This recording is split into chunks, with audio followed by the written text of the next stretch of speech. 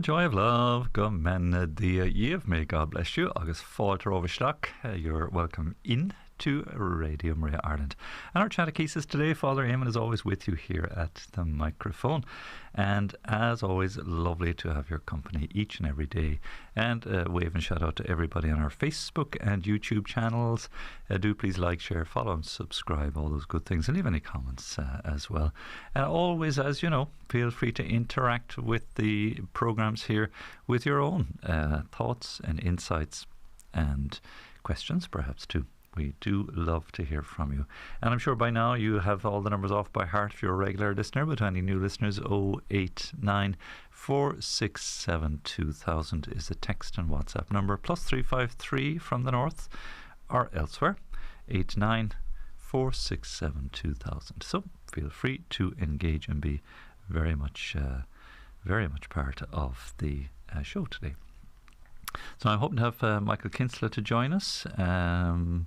Let's see, I think he's saying there in 15 minutes, so I might let things go till about past. I'll just give him a thumbs up there on my WhatsApp message, and I'll type in for him that he can join us at 11:30, and that'll be good, because we missed a little update from Age of the Church in Need for some time now, and I'm anxious just to hear what's happening in the world, in the church, and so on. Can I give a big shout out to our conference? We've been very, very busy. Aidan has been very busy, and many of the others too. It's a real team effort now. Very much looking forward to it. Tomorrow we'll be broadcasting live from UCD, and we'll be there in the church. Is it? I had it written down there now again, and it's gone for me. I think, is it Our Lady's Seat of Wisdom, I think is a very appropriate title for the church in UCD. Lots and lots of free parking there in and around the church. So if you're coming by car, drive your way in along and park next to, in and around the Newman building, which is only a little block or a building or two away from the church, or at the church itself, Our Lady's Seat of Wisdom, and come and join us. Plenty of room for lots of people. It's a college campus, so they go with big numbers. And Theatre L is one of the biggest lecture halls there, can contain hundreds of people, so absolutely no fear at all. So it'll be a lovely moment to share with you if you're not able to come physically, and just tune in for the day. We'll certainly play back the talks and the engagement for the day. We'll accompany you throughout the day here on the radio, but they'll also be available as podcasts, and we'll repeat some of them too. But you've been hearing the jingles and the ads for it, no doubt, the last while. Maybe it's been overplayed. I don't know. I hope not. I hope we're not overburdening you, certainly. But some very rich topics that we will address. Faith versus science is Father Billy Swan. Really, he's very adept at that particular topic. And they're short enough, unfortunately. You know, they're about 30 minutes each for the talks. It'll be quite condensed, but it will mean there'll be a nicer variety and flavour, certainly. Pure in Heart will speak indeed of, they're marvellous. Helen and Harry are coming very regular with us for so many or years now at this stage, of a Tuesday, so they'll come on and join with us. And you know, it's great, we have several University College Dublin students, the UCD students, working with us here part-time, and we have had so indeed for the last 6 years. So it's nice to, and of course Father Eamonn Burke, who's the chaplain in UCD. So we have a strong connection already with the students and staff, if you like. And so it's only right that we should host a conference there. So we know there's great interest in it, and if you can come at all, we would love to meet you. So it'll be an opportunity to meet our staff in person. I think we're going to have nearly everybody there, all your favourite staff members, and some great volunteer presenters here too, and your opportunity to come and meet us and say hello to us and engage with the conference for the day. So Father Vincent Stapleton is a marvellous speaker too, as you know. He's been on with us many times and leads us in prayer as well.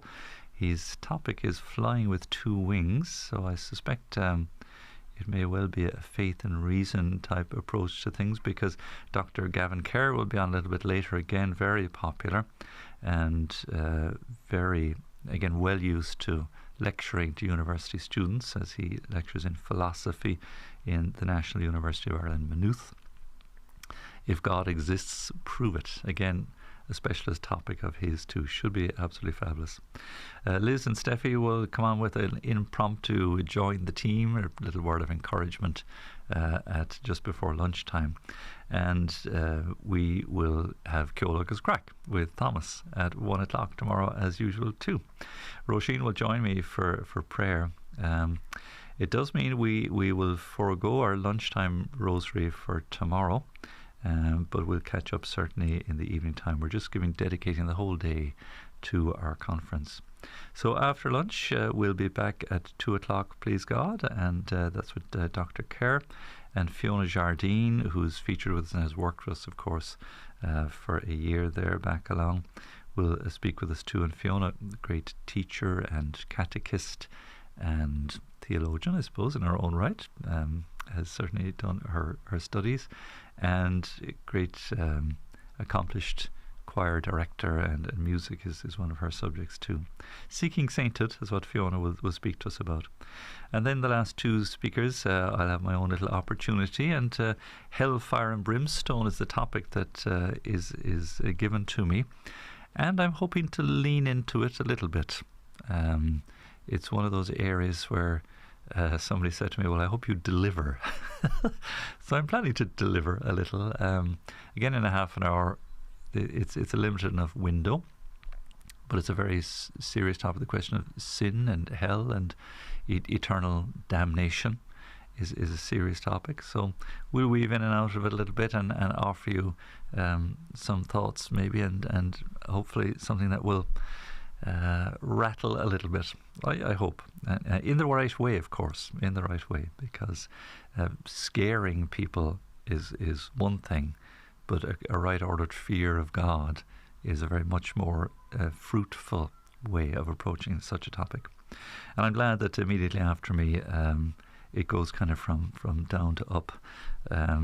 12 rules for eternal life. Father Colin Mannion will come and share his insights there. So it'll be a good follow-on, from fear of damnation and a right-ordered hatred of sin into the work that's at hand for working our way towards the life to come. So I think they fit nicely together.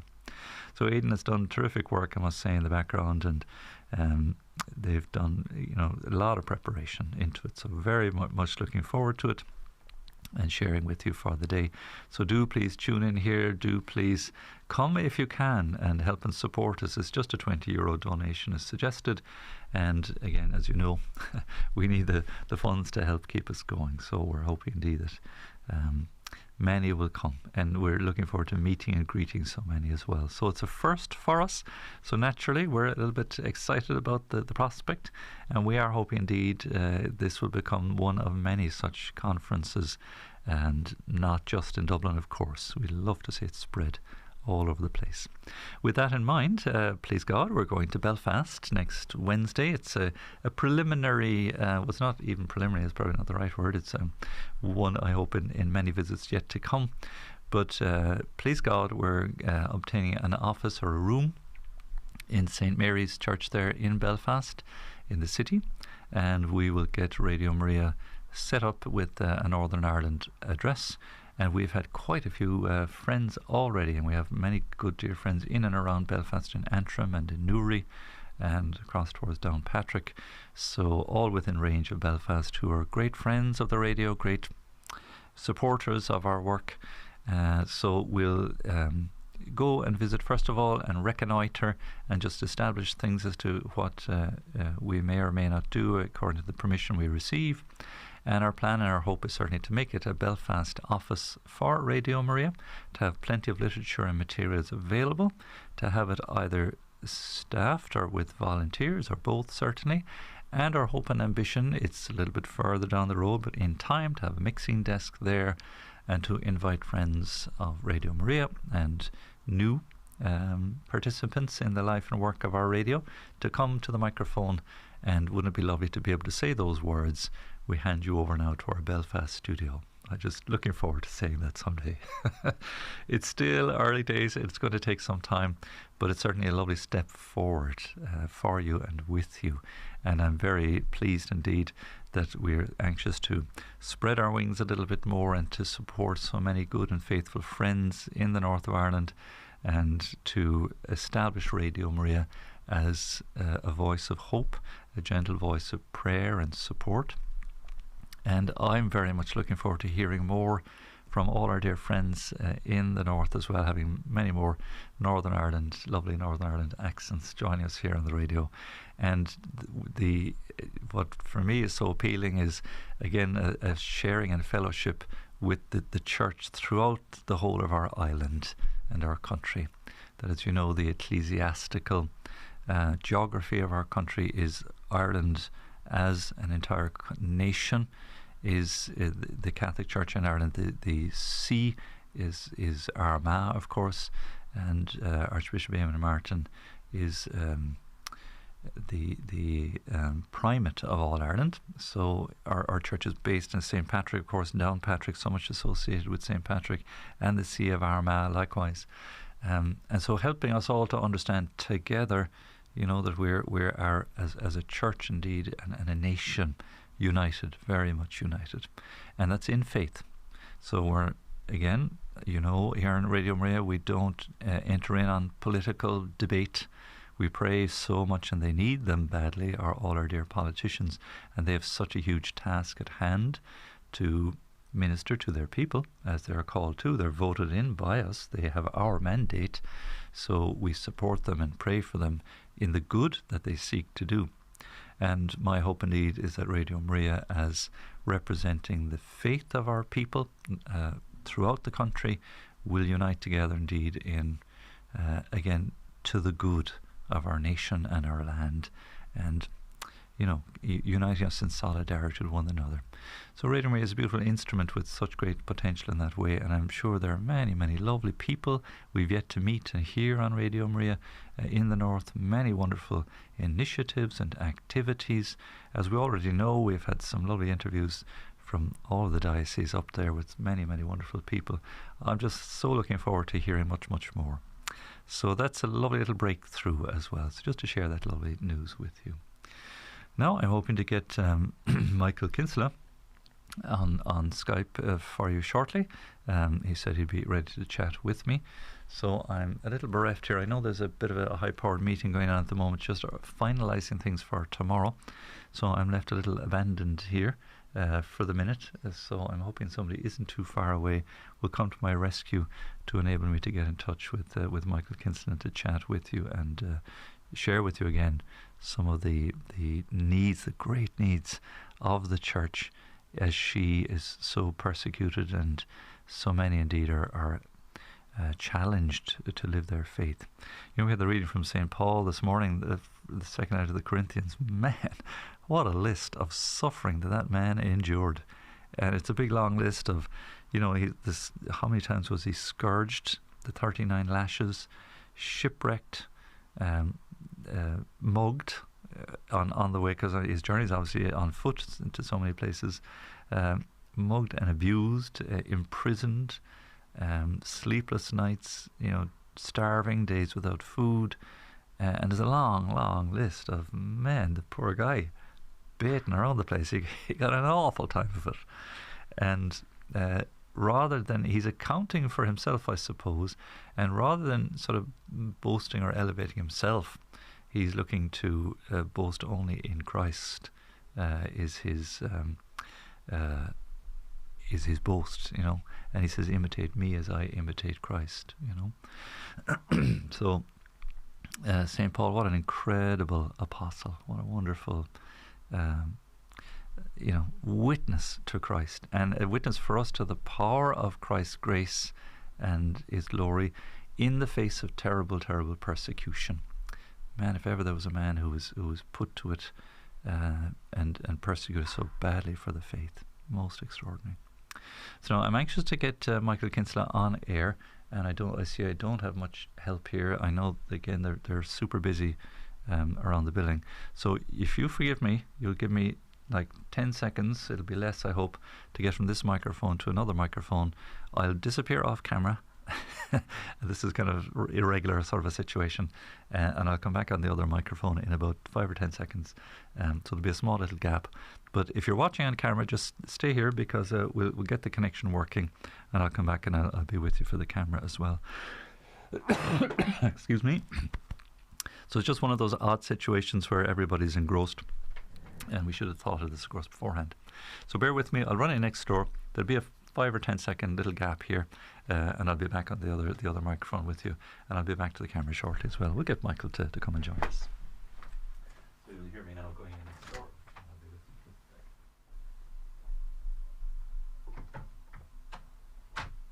you. Oh, there we are, back with you again. Let me just change microphones here again, and I'll be able to connect in there with Michael for you too.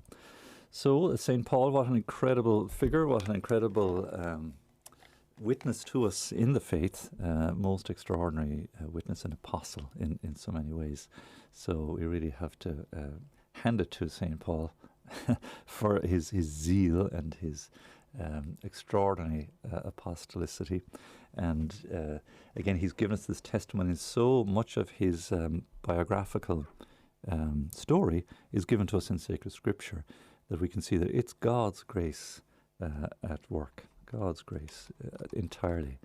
So I'll give Michael here a quick message, and we'll keep going. So, like, it's throughout, the particular places in sacred scripture where St. Paul speaks of himself, the letter to the Galatians, the letter to the Romans, the Acts of the Apostles, and here we see the second letter to the Corinthians. St. Paul gives a detailed account of all his various adventures, but you'll notice too that it's in defense of his teaching and his ministry and his mission. And it's not about calling attention to himself. It's not about St. Paul, elevating his own worthiness or his own goodness, but rather he's seeking to draw attention to Christ himself. So now I'm having a little bit of trouble getting through to Michael. I'm going to put on a little piece of music, and hopefully we'll be back shortly. He did say he'd be available about 11:30, so he may be in a spot of bother. Maybe it may be inconvenient. If he'll come on out here with me in a second, we'll go. But no, it doesn't look like it. So allow me to play a little piece of music for you. What I'll do is play a little bit of Deacon Thady O'Connor. I might give a shout out to his book launch, which is happening on Sunday, the 9th of July in Tralee. I'll get the details of the hotel it'll be in. Father Pat Collins will be there for the full day, and it'll be a little day of recollection, and Deacon Thady will share some of his story and launch his new book, and we will have copies of that book available for you as well. His new CD will be available with the book too, and that'll be a fabulous moment to just hear his story, and it'll help support Radio Maria too. So a little bit Deacon Thady O'Connor, and I'll see if I can get in touch with Michael, and we'll be back very shortly as well.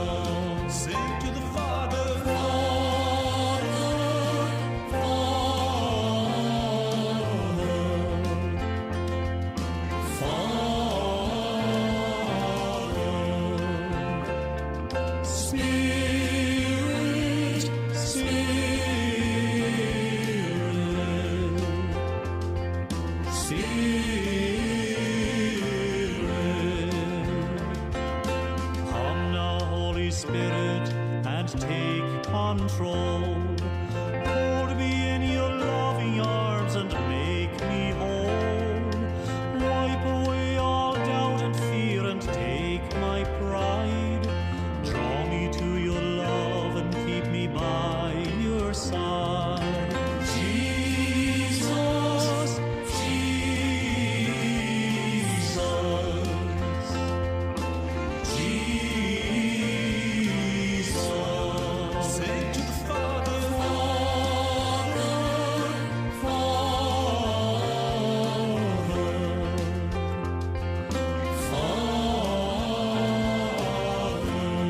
precious Spirit,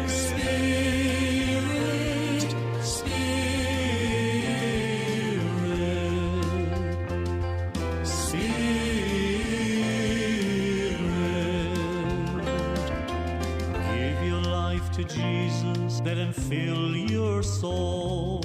Let him take you in his arms and make you whole. What's the title of that track, please, Thomas? It is Let Your Living Water Flow Over My Soul. Him eternally. Jesus. Oh, Deacon Thady O'Connor, let your living water flow over my soul. Beautiful piece of music there. So thanks for bearing with us there, and sorry for abandoning you on camera. And well done to the intrepid listener who phoned up and was looking for help for me. The big meeting going on downstairs, so all were preoccupied. But sure, we flustered through, no bother at all. Now I'm delighted finally as well to get Michael Kinsella from Aid to the Church in Need, the Director of Aid to the Church in Need, chatting with us at last. So Michael, you're very welcome.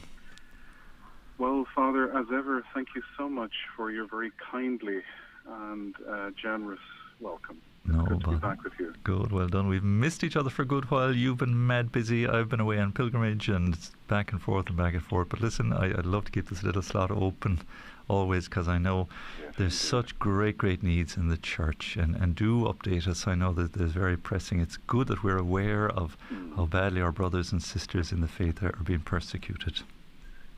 Well, this is why I'm so grateful for the opportunity to speak with you, Father, as a friend and a pastor, but also to speak with our wider community of faithful, who I know take the issue of the suffering and persecuted church to heart.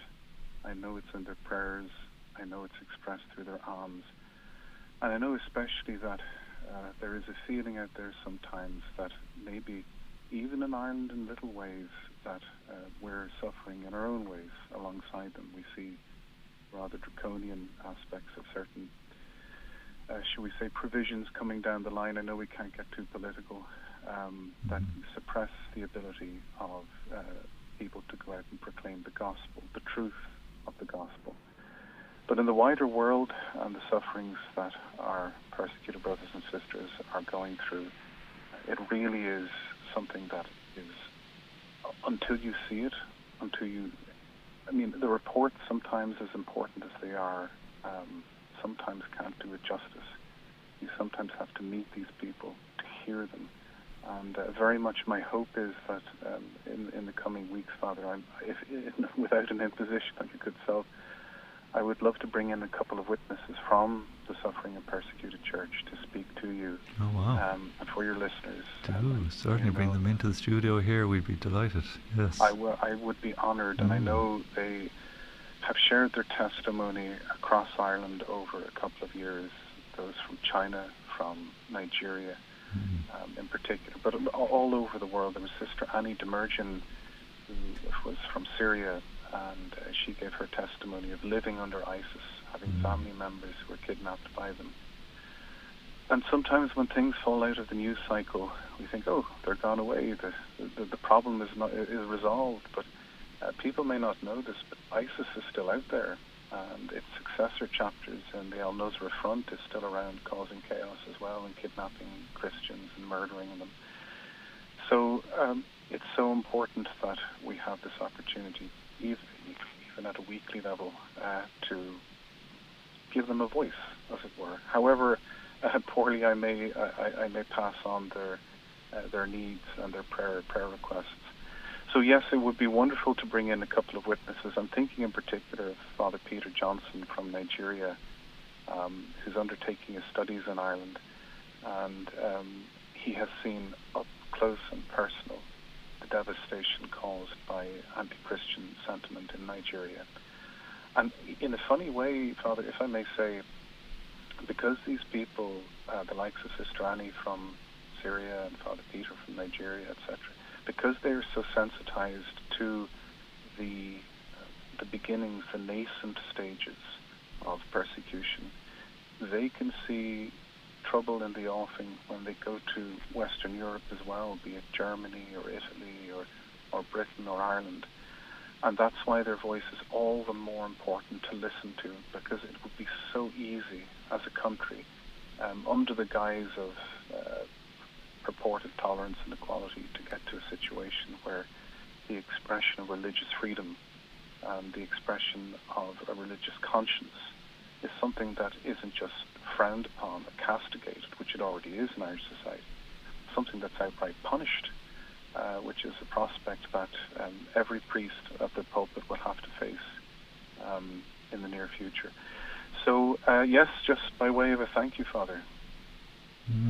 Yeah, it's very important because these things are certainly coming to visit us in all kinds of shapes and sizes, and to hear of what's happening in other countries among other peoples should alert us and awaken us to the reality that these things are certainly on our doorstep, but that we need have no fear. I was just quoting the St. Paul's second letter to the Corinthians there a little earlier. We had it for Mass this morning, and the incredible persecution that he endured. But he's just unstoppable. But like by the grace of God, like he didn't let these things either put him down or depress him or even cause him anxiety, I don't think. No. But he boldly confronted these things by the power of Christ. Hear, hear. And if I may say, in the common parlance, St. Paul was a bit of a legend. And, if I may say, I think in part, yes, it's to do with that kind of pious stubbornness. Not just his sanctity and not just his oratory and his preaching abilities and all of that, as monumentally important and influential as that was, but that pious stubbornness that is grounded in a confidence in the faith that God is with us now and always, even unto the end of the age, as Christ says. And so this is why it's all the more important that the suffering and persecuted church get to live a sacramental life, despite the bombs and the bullets and the repression and whatnot. And that's one of the reassurances I'm always very keen to repeat to you and your listeners, that ACN does provide, absolutely, it does provide humanitarian care, but it also provides pastoral care as well. And that pastoral care ensures that we're able to ensure that babies get baptized and couples can get married and people are given a decent Christian burial, despite all of the chaos that goes on around them. So it's that continuance of the pastoral life and pastoral care that our benefactors are so astonishingly generous in helping to provide. And I have to say, Father, I received a lovely letter from yourself. We received messages from benefactors who hear our wee chats. And I freely admit, my Y chromosome doesn't let me sometimes, but I must freely admit I am moved to tears at the level of faithfulness, at the level of sincerity and generosity that is out there from people who are genuinely possessed of a conviction that God is with us, He's looking after us, and that it will be okay. The victory is His, but we have to suffer, and the church has to suffer as He suffered. But all the more so, that means that we will be raised to glory as He is. So, yes, I think that's the key thing I would just like to impress upon people, if I could, that we are about humanitarian care, and we always will be, because people need to be fed, and it is an expression of the corporal works of mercy. But there's also the spiritual works of mercy. because man cannot live on bread alone. And I think this is one of the more unique aspects of ACN's work and mission, that we do provide shelter, we do provide food and clothing and drink, make sure everybody's looked after in that way, but we also provide sacramental care and pastoral care. And I just like to take this opportunity as ever to say immense thanks to our benefactors and to your listeners for your prayers in helping make this happen. And today's gospel, I think, follows nicely into that, or fits very nicely into that way of thinking too, that this treasure in heaven is what matters. Yes. And I think St. Paul must most certainly have that in mind. He disregarded the vagaries of the world and all the suffering endured, and indeed deprived himself for the good of his people. And he's such a great love for his people. And it's worth reflecting, he's working in those territories, or was in those territories, some of those territories that are being so badly persecuted today even. Yes. And if only they could rediscover their heritage of having St. Paul trod on their streets, But the treasure in heaven, and we've mentioned this before, I know, Michael, that even a simple thing like a mass stipend, that a priest in such circumstances can stretch very much more to the needs of his people. It really does. It's not the material as well as the spiritual is being addressed there. So that's precisely it, and so that people are reassured and encouraged. ACN Ireland is the largest provider of mass offerings to the suffering and persecuted church in Ireland, and it has the most sophisticated and transparent and open mechanisms through which those stipends are transferred. 100% of every mass stipend we receive goes directly to, through, and for the suffering and persecuted church. And what that means really is that if somebody, for example, buys a card, that's great, or somebody gives a donation for a project, it all helps enormously. But a mass offering, let's say you give that €10 as a mass offering, what that means in effect is that in the likes of India, the value of how far that goes is multiples. It can be up to 10 times, sometimes 20 times what it would be in Ireland, because there's comparative price differences and all those kind of things.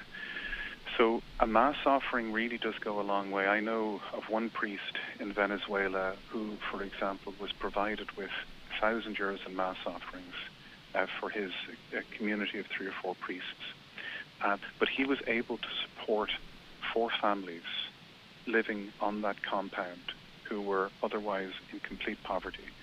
And that can last them weeks. So, it's not the priest, they're always dispersed through the bishop, but the priest, they look after the community, they look after the Christian faithful, they provide for them, and they're able to get sacramentals and things like that. But so it's not as if that the priest forgets. It helps him do his job in baptizing and in marrying people and all of that good stuff, and in looking after the needs too. So this is why a mass offering is so powerful, and it's one of the things, I must say, it's one of the aspects of ACN's work I'm most proud of, piously proud of. And I really mean that, because you go through the list of prayer requests that people provide, and my goodness, Father, you know this yourself far more than I do as a priest who's been out in the field for decades at this stage. And you've seen the hurt in the human heart, and how the only healing that can meaningfully come is through an encounter, a personal encounter with Jesus Christ. And for us Catholics, that comes and can come at a daily level through the holy sacrifice of the Mass.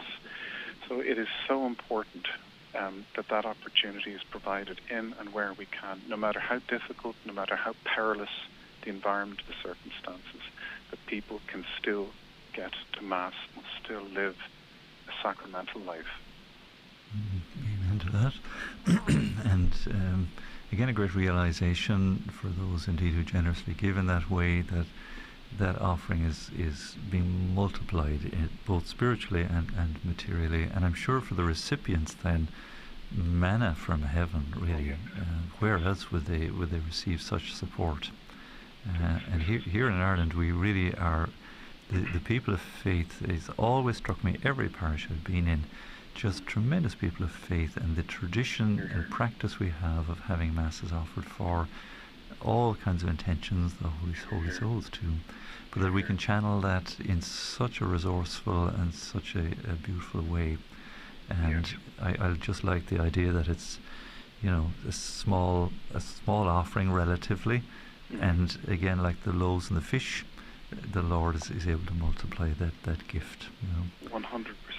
That's exactly it, Father. And the wider conversation in and around ensuring that we communicate with each other regularly, that we know what's going on in the church. Remember that as St. Paul, we go to the top of the conversation, as St. Paul expressed himself and communicated with the churches through letters that could take weeks or months to arrive at their destination. What would St. Paul be doing now, today, to get the word out there?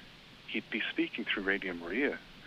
Sure. He really would. He'd find it a lot more comfortable too. I wouldn't have to deal with so many shipwrecks and things like that. Right. God, plenty of grub downstairs if you wanted a bite. Yes, exactly. Wouldn't that be great? So, people should be so reassured, if I may say, that the very means by which the apostles, by which Christ would communicate the message of eternal salvation, is what we're doing right now, if I may be so bold, is through Radio Maria. What better place could there be in the Catholic world through a communications channel that has our Blessed Mother as its patron, who ensures that, as you say so rightly, because she intercedes for all of us, that for every grace and blessing we ask for, she can multiply that because she requests from her Divine Son. So this is why I'm so proud and so happy of the work that we're able to do together through the generosity and the consideration of our respective benefactors and listeners. It really makes all the difference. Sure, and there's no doubt this is treasure in heaven on behalf of our dear benefactors and friends too, allowing this to be multiplied and proclaimed and shared. Yes. St. Paul spoke so highly indeed of those, in his other churches who provided for his needs when he needed them. It's the very same story. Exactly, Father. So, Michael, listen, we really look forward to bring some guests in here. We'd be thrilled. It's always our ambition to kind of build and grow on the good work that's taking place. So please use us as an instrument there to preach this good news. Thank you and so that much. our hearts can be opened up in solidarity with our brothers and sisters in such dire need. Wonderful. So be very happy to do that. Well, we might have a chat off air at some stage in the next day or two. No problem at all. By the grace of God. Be happy to do that. Thank you. So listen, Michael, thanks for joining us again today. Thank you for having me. And much love to you and one and all. Take good care. Many thanks, Michael. God bless you. Bye-bye for now. God bless you too. Goodbye for now. Bye. So very good. There's Michael Kinsella, the Director to Aid to the Church in Need. I hope it's an association or organisation that you have before you. Perhaps you've never heard of it or not know very much about it. By all means, do research the fabulous work they do, founded by Father Virenfried van Straten after the Second World War in Holland, to provide food for ailing and very much weakened nation of people. But with what he had in mind was the building up of the church, the rebuilding of the church in many ways too. And so it's grown into that mission and ministry ever since, and is worldwide, has huge influence and a tremendous supporter of all these good projects which help the promotion of the preaching of the gospel in so many ways. So lovely to have Michael Kinsella on speaking with us as the director there here in Ireland.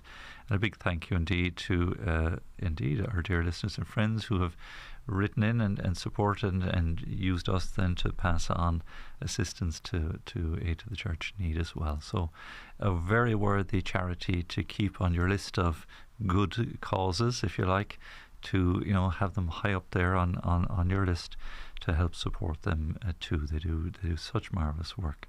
So I do hope we can build and grow that link, and if indeed it's possible to have guests like that come in to tell us, and like Michael was saying, when you hear about a person's burdens or difficulties is one thing, but when you actually meet them and you sense it, you're in their presence, and you see how way down they are. Again, like visiting a hospital or a nursing home or anybody who's sick, when you meet the person who's afflicted, our hearts are cannot but be touched and moved into some form of response by way of listening, by way of presence, and by way of assistance too.